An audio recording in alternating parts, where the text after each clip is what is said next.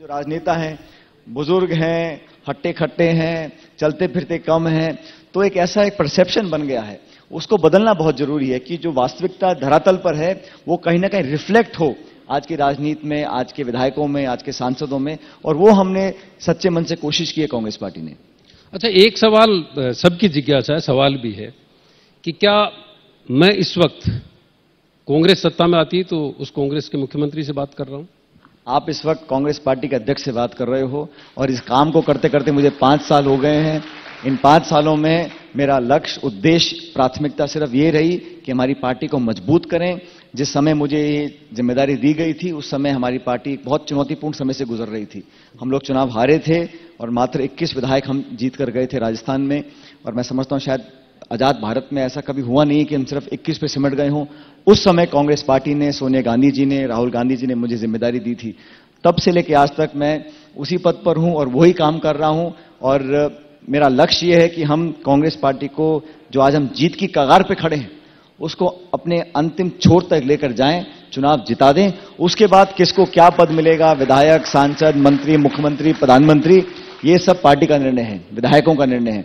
लेकिन मेरा जो एक जिम्मेदारी है, जिसको मैंने पूरी शिद्दत से, पूरी ईमानदारी से और जितनी मैं मेहनत कर सकता था उस मेहनत को, और मैं नहीं कहता हूं कि किसी इंसान में कमियां नहीं है, मेरे में 100 कमियां हो सकती हैं और मैं इसको स्वीकार करने के लिए तैयार हूं, लेकिन दिन में घंटे 24 होते हैं और आदमी का एक जीवन, एक बदन है।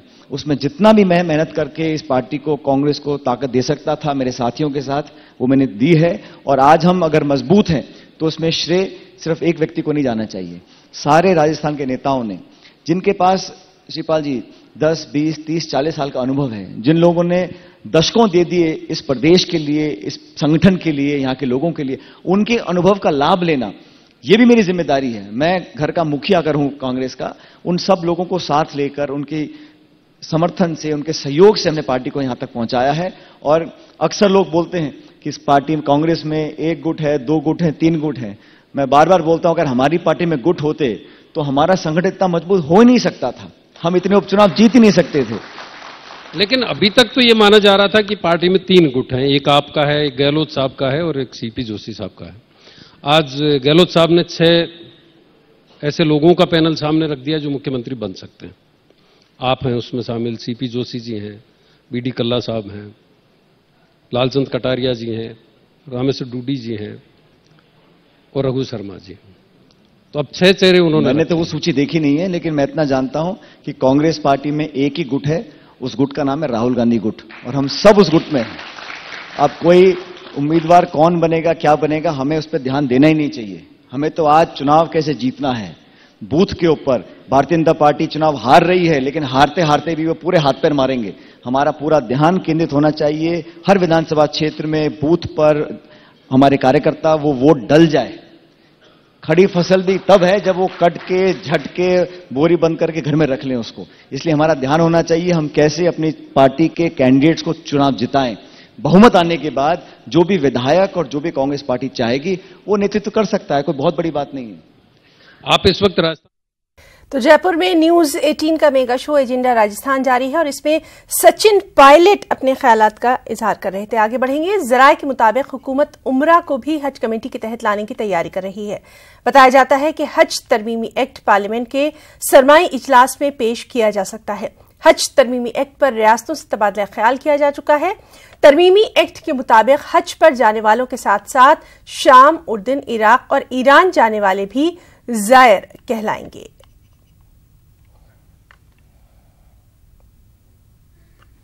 अयोध्या में 25 नवंबर को विश्व हिंदू परिषद की धर्म सभा को लेकर हलचल तेज हो गई है।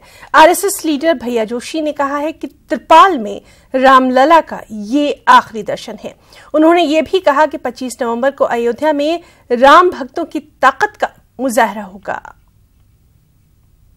हम भगवान से ये प्रार्थना कर रहे हैं कि त्रिपाल में रामलला का दर्शन ये हमारे लिए यह अंतिम हो और भव्य राम मंदिर में ही हम रामलला के दर्शन करने के लिए आ सके, ऐसी परिस्थितियाँ बनती जाए, यही हम अपेक्षा करते हैं। साधु संतों के आह्वान पर ये सब धर्म सभाएं हो रही हैं और हम सब हिंदू के नाते, राम भक्त के नाते उस सारी धर्म सभा में सम्मिलित होंगे।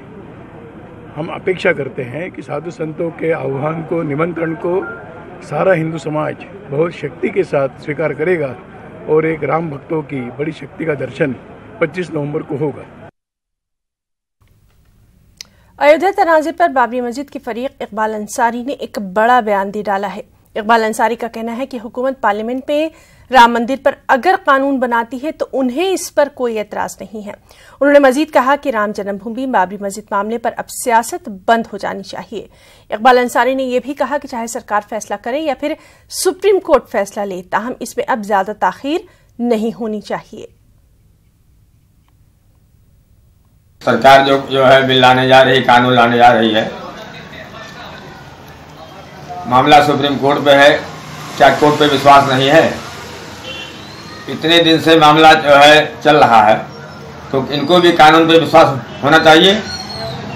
कि कानून जो फैसला करेगा सब मानने के लिए तैयार है। हिंदू जो है हो चाहे मुसलमान हो, जब मानने के लिए तैयार हो तो इस तरीके से बिल की बात आ रही है। ठीक है, जो है अगर बिल्ला जो है लावे, कानून बनावे, हमें भी कोई इसका जो है इतराज नहीं है, क्योंकि इसके लिए इतनी राजनीति जो है हो चुकी है, लोग कर रहे हैं। कम से कम एक राजनीति तो खत्म हो। ऑल मुस्लिम यूथ एसोसिएशन ने बाबरी मस्जिद मामले में सुप्रीम कोर्ट से इंसाफ करने का मुतालबा किया। रांची में मीडिया से बातचीत में एसोसिएशन के सदर शमीम अली ने जस्टिस श्री कृष्णा कमेटी और जस्टिस लिब्राहिम कमीशन की रिपोर्ट की सिफारिशात पर अमल दरामद करने का मुतालबा किया। साथ ही साथ उन्होंने बाबरी मस्जिद इन्हदाम मामले पर टीवी चैनल्स पर डिबेट को भी बंद कराने का पुरजोर मुतालबा किया। सर्वोच्च न्यायालय का जो फैसला है उसका जो है कई तथाकथित संगठनों के द्वारा विरोध किया जा रहा है और विरोध जो है सड़कों पर नजर आ रही है और लाइव टीवी डिबेट जो नेशनल मीडिया है उस पर जो है रोजाना बहस किया जा रहा है। बहस में हिंदू मुसलमान का माहौल बनाया जा रहा है। जो भारतीय लोग जो लोकतांत्रिक जो प्रक्रिया है उसका जो अवहेलना किया जा रहा है। सुप्रीम कोर्ट का जजमेंट का भी कहीं ना कहीं उल्लंघन हो रहा है। तो हम लोग सर्वोच्च न्यायालय से ये मांग कर रहे हैं कि जो टीवीओं में जो बहस हो रही है उस पर रोक लगाई जाए। साथ ही साथ जो बाबरी विध्वंस का जो मामला है उस पर लिब्राहिम आयोग की जो रिपोर्ट आई है, जस्टिस कृष्णन की जो रिपोर्ट आई है, उसको भी जनवरी की सुनवाई में शामिल किया जाए, ताकि बाबरी विध्वंस में जो लोग शामिल थे, जो 49 लोग जो अभियुक्त हैं, जिस पर अयोध्या के थाने में ही एफआईआर हुआ था, उस पर अभी तक कोई कार्रवाई नहीं हुआ है। उनका मामले को टाला जा रहा है, टाल मटोल की नीति अपनाई गई है। तो जो दोषी है उस पर भी कार्रवाई होनी चाहिए। सर्वोच्च न्यायालय इस पर भी ध्यान दे। अलीगढ़ के तहसील इगलास के गांव में एक मुस्लिम नौजवान को गंजा करके घुमाने के मामले में पुलिस पर कार्रवाई न करने का इल्जाम लग रहा है। आज साबिक मेंबर असेंबली हाजी जमीरुल्लाह खान की क़यादत में एक वफ्द ने एसएसपी अलीगढ़ से मुलाकात की। वफ्द ने कहा कि गांव सारा खुद मुस्लिम नौजवान के साथ पेश आए हादसे में पुलिस मकामी दबंगों के दबाव में कार्रवाई नहीं कर रही है। साबिक मेंबर असेंबली हाजी जमीरुल्लाह आज समाजी तंजीमों और मुतासर खानदान के लोगों के साथ एसएसपी अलीगढ़ अजय कुमार साहनी से मिलने गए और इस मुलाकात में उन्होंने इंसाफ का मुतालबा किया। ये एक लड़का है जिसका नाम वकील है, जो विकलांग है। उसके गांव के अंदर दबंगाई लोगों ने सत्ता के बल पर और पुलिस के बल पर, मैं क्या अल्फाज कह रहा हूँ, पुलिस के बल पर, क्योंकि पुलिस उन गुंडों से मिली हुई है, भगवाधारी गुंडों से, जिनके पास अंगूठा बदमाशी करने का लाइसेंस दे रखा पुलिस ने, उन लोगों से मिली हुई है। उसको नंगा कर उसके बाल काट कर, उसका मुंह काला कर उसको पूरे गांव के अंदर घुमाया गया। इससे बड़ा अपराध कोई और हो नहीं सकता। मौलाना आजाद नेशनल उर्दू यूनिवर्सिटी का 7वां कन्वोकेशन हैदराबाद में मुनक्किद किया गया। यूनिवर्सिटी के चांसलर फिरोज अहमद बख्त के बगैर ये तकरीब मुनक्किद की गई।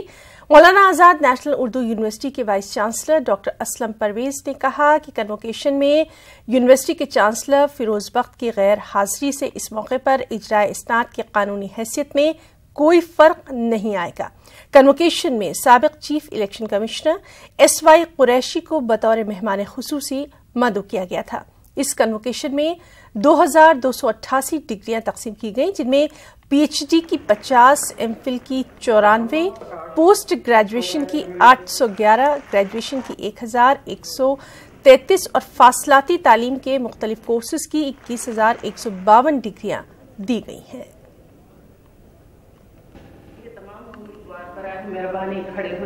मेहमान खुसूसी ने बताया, चीफ गेस्ट ने, कि वो कोई मजबूरी रही होगी जो वो नहीं तशरीफ ला सके। जब चांसलर अगर नहीं होगा तो वाइस चांसलर कॉन्वोकेशन प्रेजाइड करेगा और फिर आप ये समझिए कि इतनी बड़ी हस्ती अगर ये चीज़ ज़ाब्ते में ना होती तो कुरैश साहब यहाँ आते। ये सब चीज़ें हर कोई जानता है, एक्ट में लिखा हुआ। और सिर्फ यूनिवर्सिटी की बात नहीं है, किसी भी वजह से अगर चांसलर ना हो, देखिए वाइस चांसलर नहीं होगा तो भी काम नहीं रुकता, प्रो वाइस चांसलर नहीं होगा तो भी काम नहीं रुकता, क्योंकि इदारे बाकी रहते हैं, अफराद जाते रहते हैं। तो अगर चांसलर नहीं होंगे तो वाइस चांसलर काम करता है, वाइस चांसलर नहीं हो तो प्रो वाइस चांसलर काम करता है, इसीलिए सिस्टम वजूद में आया है। तो किसी एक के ना होने से, और इसमें यकीनन ना था, क्योंकि डिग्री पे दस्तखत भी वाइस चांसलर के हैं, इसलिए ये सोचना, ये फैलाना इस बात को कि यूनिवर्सिटी में कॉन्वेक्शन गलत हुआ, ये डिग्री इनवैलिड है, ये बहुत ही मनफी सोच है और ये तलबा के हक़ और इदारे के हक़ में नहीं है। ऐसा कहना भी मैं समझता हूँ बहुत ही गैर मुनासिब है। 2019 आम चुनाव में मुसलमानों के वोट के इम्कानी बिखराव को रोकने के लिए जमात इस्लामी हिंद ने अभी से अपनी कोशिशें तेज कर दी हैं और इस सिलसिले में जमात इस्लामी ने मुसलमानों के लिए एक गाइडलाइन जारी की है। जमात इस्लामी का मानना है कि सेकुलर पार्टियों को मजबूत करने के लिए मुसलमानों के वोट की तकसीम को रोकना बेहद जरूरी है। एक खास रिपोर्ट। नजर आता है क्यों नहीं होते मुसलमान के करीब। शुक्रिया। 2019 में होने वाले आम चुनाव के लिए सियासी पार्टियों ने अपनी तैयारियां शुरू कर दी हैं और इस सिलसिले में जमात इस्लामी हिंद ने भी 2019 में होने वाले आम चुनाव की तैयारियां शुरू कर दी हैं। शोबा तंजीम की जानिब से आम चुनाव में मुसलमानों की शमूलियत को लेकर 8 नुकाती गाइडलाइन जारी की गई है, जिसमें मुसलमानों के वोट की तकसीम रोकने की बात कही गई है। अभी 2019 का जो पार्लियामेंट्री चुनाव होने जा रहा है हिंदुस्तान में, हमारे मुल्क में, तो वो एक अहम चुनाव होगा। तो उस चुनाव के मद्देनज़र जमात इस्लामी ने अपने एहसासात जो महसूस किए मुल्क के हालात को देखते हुए, मुल्क की फ़िज़ा को देखते हुए, तो उस पर मिल्लत इस्लामिया को एक गाइडलाइन कह सकते हैं या अपील कह सकते हैं या मुहज़्ज़बाना अंदाज में कह सकते हैं कि अपनी बात कही है कि जो वोटों की तकसीम हो जाती है हमारे यहाँ सांप्रदायिकता के आधार पर, वो रुक जाए।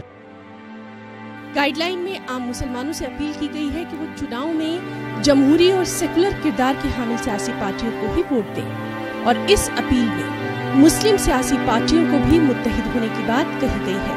लेकिन समाज के एक तबके का ख्याल ये भी है कि इस तरह की अपीलों का आम मुसलमानों और मुस्लिम सियासी पार्टियों पर कोई असर नहीं पड़ेगा। मुसलमान तो एक हद तक है, क्योंकि अगर सब मिल करके एक साथ एक फ्रंट पे आकर के मुसलमान अगर वोट करता रहता तो डेफिनेटली उनकी कुछ वैल्यू होती। लेकिन आज आलम यह है कि मुसलमान जितनी पार्टियां हैं आसानी से ख़रीदी जा सकती हैं। ये कांग्रेस भी जानती है, ये समाजवादी भी जानती है, ये बहुजन भी जानती है। तो क्यों अहमियत देंगे इनको? कोई ज़रूरत नहीं है। तो they are not required at all. Jamaat Islami ने अपनी इस अपील को हिंदी और उर्दू दोनों जबानों में शाया किया है। न्यूज़ 18 उर्दू के लिए इलाहाबाद से मुश्ताक आमिर की रिपोर्ट। में ईद मिलादुन नबी की तैयारियां उरूज पर हैं और इसी मुनासबत से अहमदाबाद के मुस्लिम आबादी वाले इलाकों में रोशनी भी देखने को मिल रही है। ईद मिलादुन नबी की तैयारी को लेकर शहर की तारीखी इमारतों के साथ साथ सड़कों को भी सजाया संवारा गया है। नबी करीम सल्लल्लाहु ताला अलैहि वसल्लम का चांद दिखते के साथ ही यहाँ पर सबसे पहले तो तकरीर का माहौल होता है। 12 दिन इधर तकरीरें होती है। हुजूर नबी करीम सल्लल्लाहु अलैहि वसल्लम के जीवन पे जो है उसके बारे में रोज़ एक एक वाक्य बताए जाते हैं। हमारे आका करीम पूरी दुनिया में कुफ्र का अंधेरा था और इस महीने में, इन दिनों में अल्लाह के रसूल दुनिया में तशरीफ़ लाए और ये पूरी दुनिया के अंधेरे को मिटाकर अल्लाह के रसूल ने पूरी दुनिया में उजाला कर दिया। इस प्रोग्राम से यहाँ से लोगों को ये मैसेज, ये पैगाम दिया जाता है कि रसूलुल्लाह सल्लल्लाहु ताला अलैहि वसल्लम दुनिया में जब तशरीफ़ लाए थे, आपके आने से पहले ज़माना कैसा था और आने के बाद दुनिया में क्या चेंजिंग और तब्दीली आई। तारीखी शहर है, इसके लिए ये अपने अहमद शाह बादशाह का शहर है और इसके हिसाब से यहाँ पर जो फूल रौनक रहेगी और हिंदू मुस्लिम सब मिलजुल के रहने वाले मिलजुल के त्यौहार बना दिए। वहीं कानपुर में भी ईद मिलादुन नबी के मौके पर एक तारीखी जुलूस निकलता है। ये जुलूस तकरीबन 13 किलोमीटर लंबा होता है। जुलूस के लिए जिला इंतजामिया और महकमा पुलिस ने खुसूसी इंतजाम भी किए हैं। ये जुलूस कानपुर नगर का जहाँ तक उसमें शिरकत करने वाले लोगों की संख्या के आधार पर है, सबसे बड़ा जुलूस कहा जाता है। ये कल दिन में लगभग 1 बजे से निकलेगा। इसको डीएम एसएसपी द्वारा फ्लैग ऑफ करने की परंपरा है और उसके पश्चात से ये 7 थाना क्षेत्रों में लगभग 13 किलोमीटर ये जाएगा। ये इसमें काफ़ी बड़ी व्यवस्था की जाती है पुलिस की, जो डिप्लॉयमेंट किया जाता है। और कानपुर में ईद मिलादुन्नबी के मौके पर वुकला ने एकता का पैगाम देने की कोशिश की। वुकला ने एक दूसरे को मिठाइयाँ तकसीम की और कौमी और यकजहती के पैगाम को आम किया।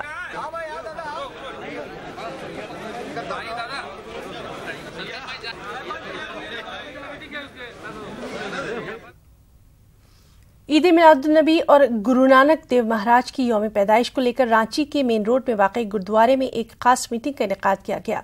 रियासती अक़लीती कमीशन के चेयरमैन कमाल खान की सदारत में इस मीटिंग का इनेकाद किया गया। इस मीटिंग में अक़लीती कमीशन के नायब चेयरमैन गुरविंदर सिंह सेठी और ट्रैफिक एसपी संजय रंजन सिंह के अलावा मुख्तलिफ समाजी तंजीमों के नुमाइंदों ने शिरकत की। इस मौके पर दोनों फ़िरक़े के लोगों ने अमन व भाईचारे के माहौल में जुलूस के इनेकाद पर तबादला ख्याल किया।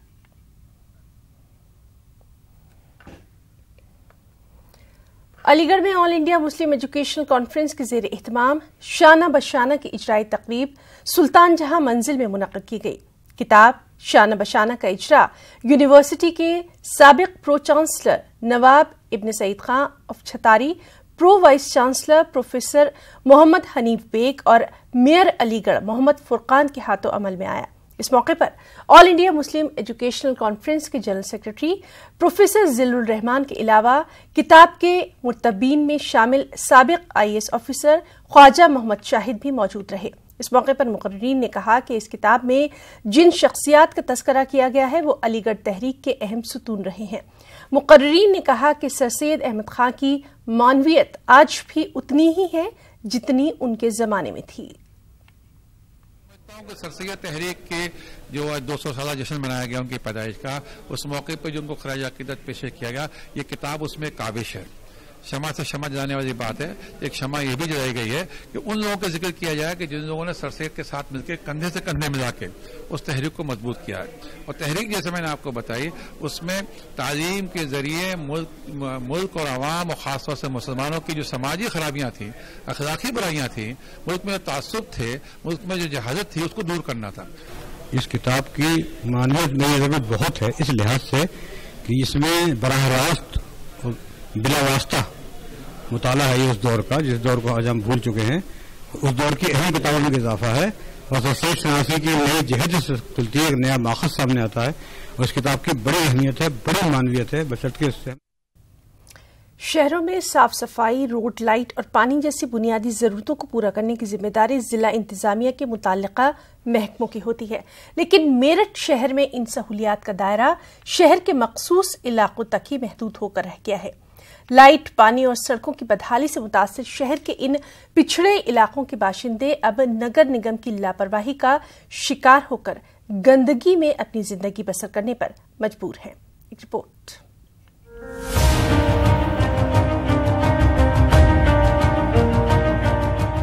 मेरठ के जाकिर नगर, तारापुरी, फतहुल्लापुर, रशीद नगर, समर गार्डन, मजीद नगर अक़लियती आबादी वाले पसमानदा इलाकों को बसे हुए एक मुद्दत गुजर गई है, लेकिन गुज़िश्ता 20 बरसों में भी इन इलाकों के हालात नहीं बदले हैं।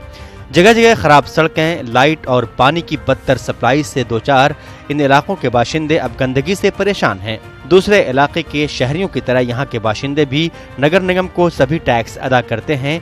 इसके बावजूद इन इलाके में रहने वाले लोगों के साथ सौतीला बर्ताव किया जा रहा है और लोगों को कई ज़रूरी सहूलियात फराहम नहीं हो रही हैं।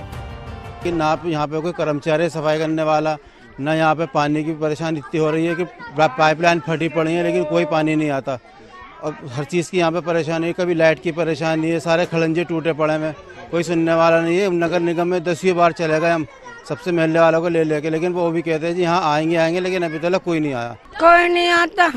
हम अपने आप नाली साफ करें, हमारे से नाली साफ नहीं होती, बाकी क्या करें, मजबूरी में गंदगी नहीं पसंद। यहाँ मुसलमानों के इलाके में कोई आता नहीं है, ना सफाई के लिए ना देखने के लिए कि यहाँ पर क्या हो रहा है क्या नहीं। यहाँ गंद ज्यादा है। जब से इन्होंने यहाँ मकान बनाया, 20 साल इनको मकान बनाए हुए हो गए। यहाँ पे अपने हाथ से ये सफाई करती हैं, अपने हाथ से मतलब करने का ये कूड़ा उठाती है। हर टैक्स दे रहे हैं, लेकिन हमारे साथ नगर निगम के लोग जो है वो अनदेखी कर रहे हैं। वहीं मुताल्लिका महकमों के जिम्मेदार अफसरान भी रटा रटाया जवाब देकर अपने फर्ज से सुबुकदोशी हासिल कर लेते हैं। हो रहा है, आपको तो पिछली प्रॉब्लम्स पता है कि टंचिंग ग्राउंड नहीं था, इसलिए गंदगी बहुत ज़्यादा दिखी, वहाँ पे काम हुआ चल रहा है। फिर बरसात के कारण जो है बहुत ज़्यादा जगहों पे रोडें टूट गई थी, आपको पता भी होगा रोडें बन रही हैं। ये सर्वोच्च प्रियॉरिटी पे जो दिखे गए हैं, इनको हम लोग सर्वोच्च प्रियॉरिटी के आधार पर करा रहे हैं। जोर शोर से शुरू हुआ सरकार का स्वच्छता अभियान शहर के इन पिछड़े इलाकों में आकर दम तोड़ता हुआ नजर आता है। सबका साथ और सबके विकास का नारा अगर सच साबित करना है तो ज़रूरी है कि इन इलाकों में पहुंचा जाए और यहाँ के हालात को बेहतर बनाने की कोशिश की जाए। कैमरा पर्सन वसीम अहमद के साथ तंजीर अंसार, न्यूज़ 18 उर्दू, मेरठ। बेंगलुरु में यूनानी तरीक़े इलाज के हवाले से एक इजलास का इनेकाद किया गया। इजलास में तिब्बे यूनानी के उभरते डॉक्टर्स को अवाम तक इस तरीक़े इलाज की मालूमात पहुंचाने की अपील की गई। इस मौके पर डॉक्टर्स और तलबा की बड़ी तादाद मौजूद रही।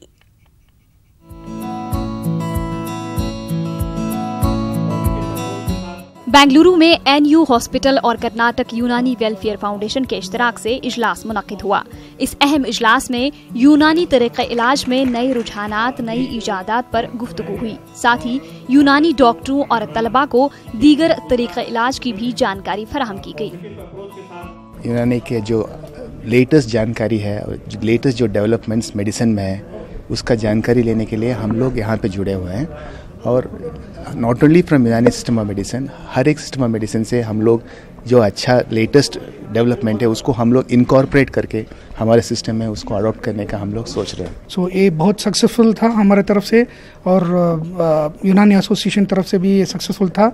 हम कोशिश करेंगे ऐसा ज़्यादा से ज़्यादा प्रोग्राम डॉक्टर्स के लिए, यूनानी डॉक्टर्स के लिए और जनरल पब्लिक के लिए करेंगे। इजलास में तिब्बे यूनानी के उभरते हुए डॉक्टरों से अपील की गई कि वो यूनानी तरीक़े इलाज को अवाम तक पहुंचाएं।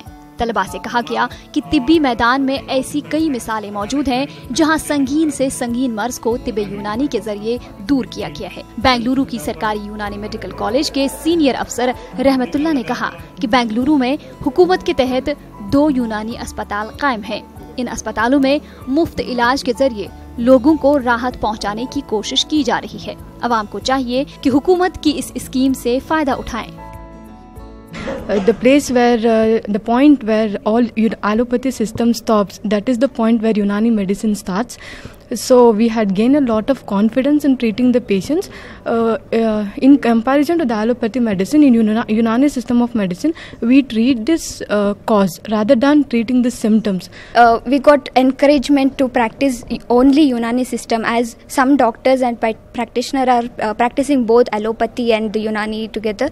So instead of that, what we studied, we are going to practice this only. कई ऑर्थोपेडिक पेशेंट्स, कई क्रॉनिक मरीज जो बहुत थक चुके होते हैं अंग्रेजी मेडिसिन लेके, वैसे पेशेंट्स को हम लोग ट्रीट कर रहे हैं। तो हमारे पास अच्छा खासा दवाओं का ज़ख़ीरा भी है और हुकूमत की तरफ से हम लोगों को माली ताउन भी मिल रहा है।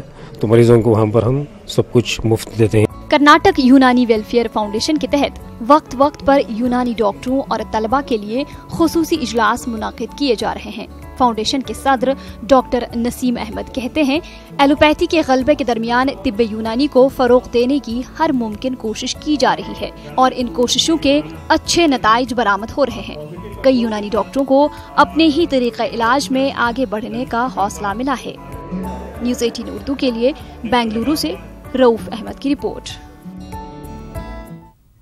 और अब पेश है आज का बेसाख्ता आदाब।